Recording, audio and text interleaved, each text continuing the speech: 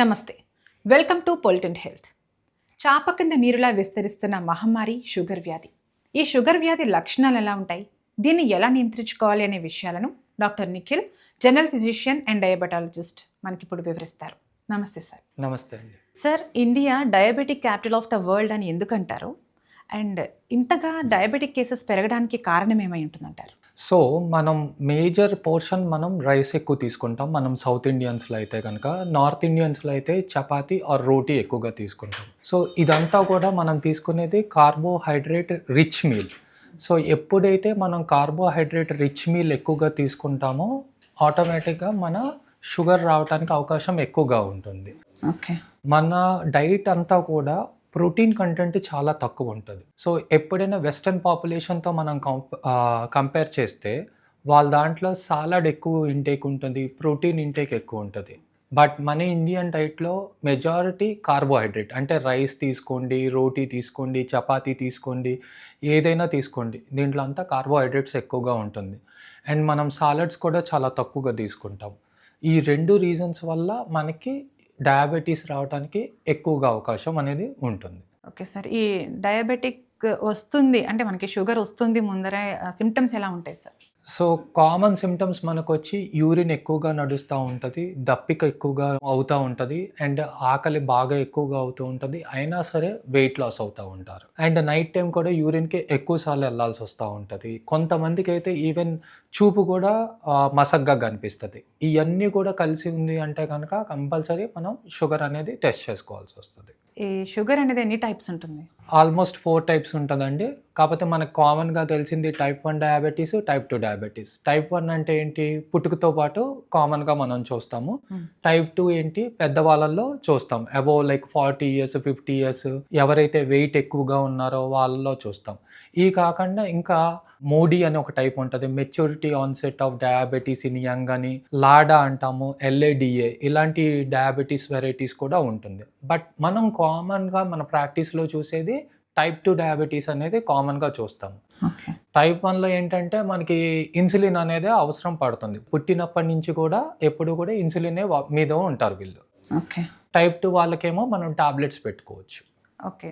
ఇంకా చాలా టైప్స్ ఉన్నాయని చెప్పారు కదా, Yes. అన్నింటికి సిమ్టమ్స్ ఒకేలా ఉంటాయి సార్? ఎస్, మీకు ఏదైనా సరే షుగర్ ఎక్కువ అవుతుంది అంటే ఇందాక మనం డిస్కస్ చేసినట్టు ఆ సిమ్టమ్స్ అన్నీ కూడా కామన్ సిమ్టమ్సే ఉంటుంది. బట్ ఏజ్ని బట్టి కొన్ని టెస్ట్లు ఉంటాయి, దాన్ని బట్టి మనం డిఫరెన్షియేట్ చేస్తాం. ఏంటిది, ఇది టైప్ 1, టైప్ 2, లేకపోతే మోడియా, లాడా, ఇలాంటి టైప్స్ అన్నీ కూడా మనం డిఫరెన్షియేట్ చేస్తాం.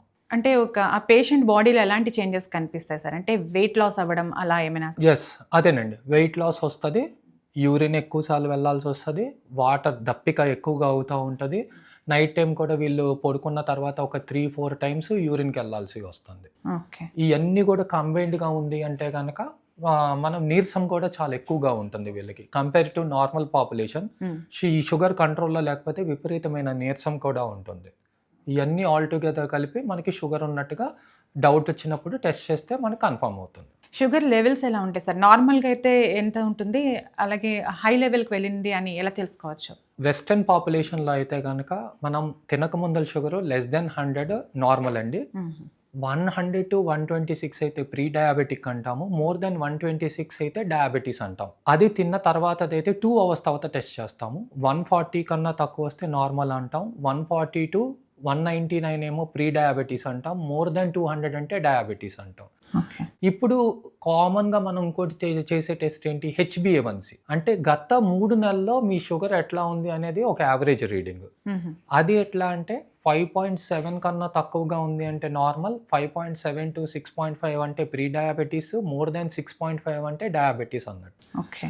కానీ మన ఇండియన్ పాపులేషన్లో మాత్రం ఫాస్టింగ్ బ్లడ్ షుగర్ 100 కన్నా దాటితేనే డయాబెటీస్ కింద తీసుకోవటం మంచిది మనకి. ఎందుకంటే ఫాస్ట్గా ఈ కార్బోహైడ్రేట్ రిచ్ ఫుడ్ తినటం వల్ల షుగర్ ఫాస్ట్గా ప్రోగ్రెస్ అవుతుంది కాబట్టి. అదే వెస్టర్న్ పాపులేషన్లో అయితే 100 to 126 ప్రీ డయాబెటిక్ కింద తీసుకుంటాం. మన ఇండియాలో అయితే మోర్ దెన్ 100నే డయాబెటీస్ కింద తీసుకోవటం మంచిది.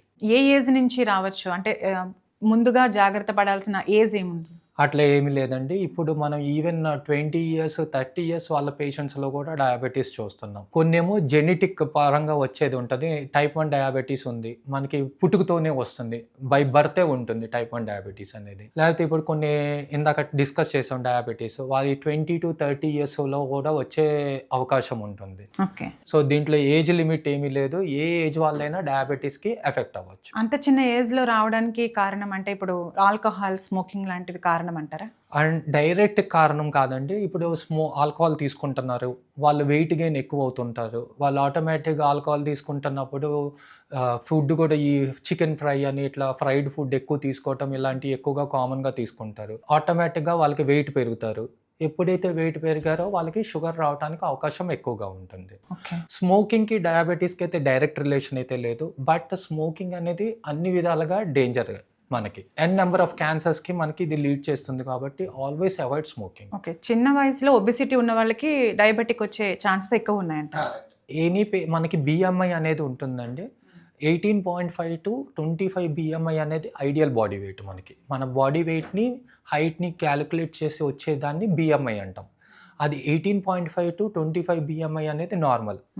25 కన్నా దాటిన వాళ్ళని 25-30 వాళ్ళని ఓవర్ వెయిట్ అంటాము. మోర్ దెన్ 30 ఉన్న వాళ్ళని ఒబిసిటీ అంటాం. మళ్ళీ ఒబిసిటీలో 3 కేటగిరీస్ ఉంటది.